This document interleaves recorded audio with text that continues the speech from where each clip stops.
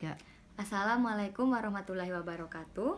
Perkenalkan, nama saya Egita Afrilia dari Prodi Sarjana Terapan Keperawatan Plus Nurse Poltekkes Kemenkes Bengkulu. Baiklah, di sini saya akan menjelaskan tentang anatomi pembuluh darah arteri, vena, dan kapiler. Yang pertama, saya akan menjelaskan tentang pembuluh darah arteri. Pembuluh darah arteri merupakan struktur yang berdinding tebal yang mengangkut darah dari jantung dan disebarkan ke seluruh tubuh melalui cabang-cabangnya. Pembuluh darah arteri mempunyai diameter kurang lebih 25 mikrometer atau 1 inci. Pembuluh darah arteri mempunyai banyak cabang, dan pembuluh darah arteri yang paling besar disebut aorta.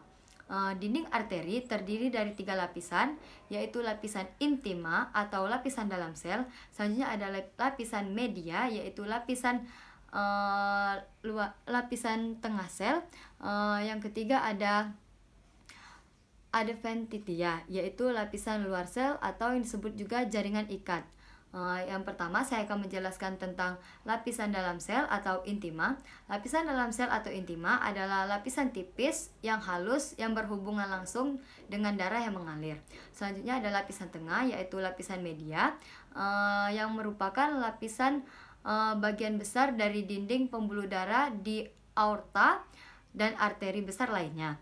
Selanjutnya ada lapisan luar atau jaringan ikat adventitia, merupakan lapisan jaringan ikat yang mengikat pembuluh darah dan jaringan ikat lainnya. Fungsi dari pembuluh darah arteri adalah pembuluh darah arteri disebut juga pembuluh darah nadi, yang mana fungsinya untuk membawa darah yang kaya akan oksigen dari jantung ke seluruh tubuh. Selain itu juga fungsi dari pembuluh darah arteri adalah untuk mengangkut zat-zat nutrisi yang dibutuhkan oleh tubuh manusia. Selanjutnya saya akan menjelaskan tentang pembuluh darah vena. Pembuluh darah vena terdiri dari 4 jenis. Yang pertama ada vena dalam, yang kedua ada vena subvisual, yang ketiga ada vena pulmonal, yang keempat ada vena sistemik. Yang pertama ada vena dalam, yaitu vena yang terletak di antara jaringan otot. Selanjutnya ada vena subvisual, yaitu vena yang dekat dengan permukaan kulit. Selanjutnya ada vena pulmonal, yaitu vena yang bertugas untuk membawa darah yang kaya oksigen dari paru-paru menuju jantung. Selanjutnya ada vena sistematik, yaitu vena yang terletak di seluruh tubuh, yang mana pembuluh darah vena ini bertugas untuk membawa darah yang tidak mengandung oksigen kembali ke jantung. Selanjutnya saya akan menjelaskan ke pembuluh darah terakhir, yaitu pembuluh darah kapiler. Pembuluh darah kapiler berdiameter kurang lebih dari 5 sampai dengan 10 mikrometer, hampir sama dengan ukuran eritrosit. Pembuluh darah kapiler disebut juga dengan tempat pertukaran air, larutan, makromolekul antar darah dan jaringan ke darah karena dindingnya yang tipis dan aliran darahnya yang lambat.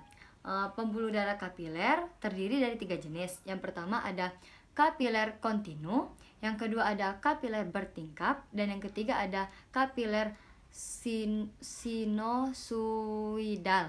Yang pertama saya akan menjelaskan tentang kapiler kontinu, yaitu kapiler yang merupakan kapiler yang paling umum ditemukan oleh banyak organ jaringan seperti otot, paru-paru, sistem saraf pusat, kulit, jaringan ikat, dan endokrin.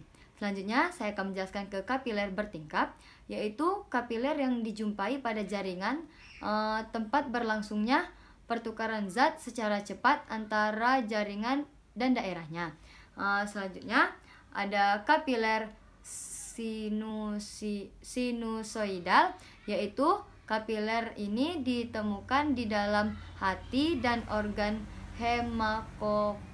hemakopoletik, seperti sumsum tulang belakang dan sumsum tulang dan limfa.